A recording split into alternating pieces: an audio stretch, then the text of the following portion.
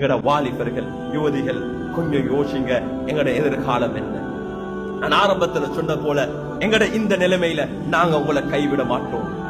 உங்களை நாங்க விளங்க முயற்சி செய்கிறோம். உலமாக்களாகிய நாங்க வாலிபர்கள் உங்களோட ப்ராப்ளம விளங்க நாங்க முயற்சி செய்யறோம்.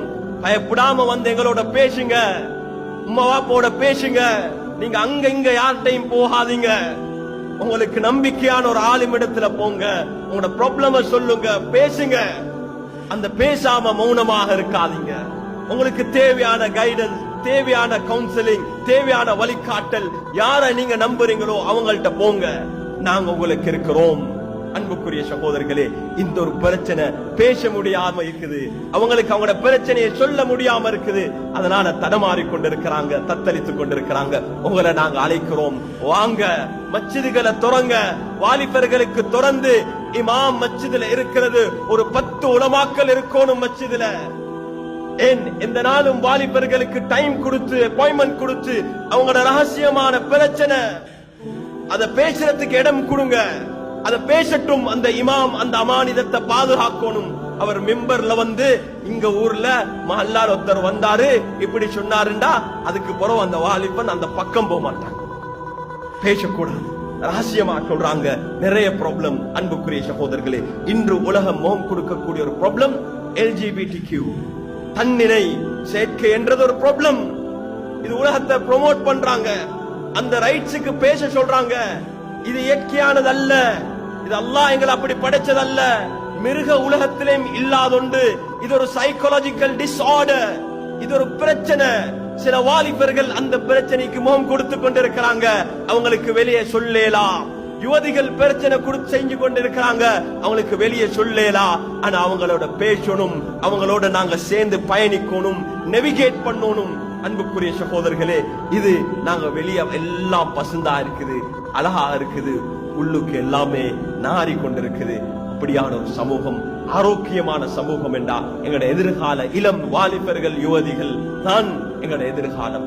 பிறக்கக்கூடிய பிள்ளைகள் அவங்கதான் எங்களோட எதிர்காலம். அதனால மஸ்ஜிதுகள் அந்த வாலிபர்களை போக்கஸ் பண்ணணும், இளம் சின்ன சிறார்களை போக்கஸ் பண்ணணும். பெண்கள் எத்தனையோ பிரச்சனை. நான் ஆரம்பத்துல சொன்னது போல அதிகமான மென்டல் ஹெல்த் உடைய பிரச்சனை பெண்களுக்கு இருக்குது. அவங்களுக்கு ஒரு தளம் இல்ல, அவங்க யார்கிட்டயோ உபதேசம் எடுத்துக்கொண்டிருக்கிறாங்க, வாட்ஸ்அப் குரூப்ல உபதேசம் எடுத்துக்கொண்டிருக்கிறாங்க, பேசுறதுக்கு இல்ல ஆக்கள். அதுக்கு பெண்களை நாம் தயாரிக்கணும்.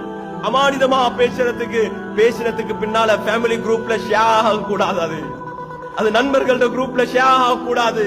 அமானிதத்தை பாதுகாக்கணும். ரசூலுல்லாஹ் ஸல்லல்லாஹு அலைஹி வஸல்லம் அவர்கள் அன்றாட ஒரு செஷனை வச்சிருந்தாங்க. ஒவ்வொரு நாளும் டைம் கொடுப்பாங்க உம்மத்துக்கு, வாங்க உங்களோட பிரச்சனையை பேசுங்க. ஒவ்வொருத்தருக்கு வித்தியாசமான பிரச்சனை, அந்த எல்லா பிரச்சனைக்கும் சொல்யூஷன் கொடுத்தாங்க. எல்லா பிரச்சனைக்கும் சொல்யூஷன் இருக்குது. அன்புக்குரிய சகோதரர்களே, அல்லாஹ்வின் நல்லடியார்களே, நாம் முயற்சி செஞ்சு கொண்டிருக்கிறோம், நிராசை அடைய தேவையில்லை. அல்ஹம்துலில்லாஹ், எவ்வளவுதான் குறைகள் இருந்தாலும் எங்கட உம்மத்தில் இன்னும் ஹைர் இருக்குது, நலவு இருக்குது, நலவு இருந்து கொண்டே இருக்குது. அதனால நிராசை அடையக்கூடாது. சில நேரங்கள் எங்களுக்கு அச்சம், பயம், கயாமம் எப்படியாவது ஒரு நாள் கயாமம் நிகழும் என்றது எங்களுக்கு நம்பிக்கை. ஆனா ஈமான் சொன்ன மக்கள், கலிமா சொன்ன மக்கள், நாங்க இருக்கும் வரைக்கும் கயாமம் நிகழாது. கலிமா சொன்ன ஒரு மனிதன், அதனால இன்னும் எத்தனையோ வருடங்கள் வாழ இருக்குது. அதுக்கான நாங்க இந்த உலகத்திலையும் நல்லா இருக்கணும், ஆஹ்ராவிலையும் நாம் வெற்றி பெறணும். அதுக்கான தேவையான சூழல்கள் ஒருவருக்கு ஒருவர் வத்தவாஸவ் பில் ஹக், உண்மையான ஹக்கான தீனுடைய விடயத்தில் ஒருவருக்கு உதவியாக இருப்போம். வத்தவாஸவ் பிஸ் ஸப்ர், இந்த பிரச்சனையான நேரம் சவால்களை முகம் கொடுக்கும் போது ஒருவருக்கு ஒருவர் நாங்க உதவியாக இருப்போம், மோட்டிவேட் பண்ணுவோம். ஒருவருக்கு ஒருவர் நாங்க இமோஷனல் அந்த நீட, அவங்களுடைய அந்த தேவையை பூர்த்தி செய்வோம். அதனூடாக ஒரு சிறந்த ஆரோக்கியமான எதிர்கால சமூகத்தை கெட்டெழுப்பலாம்.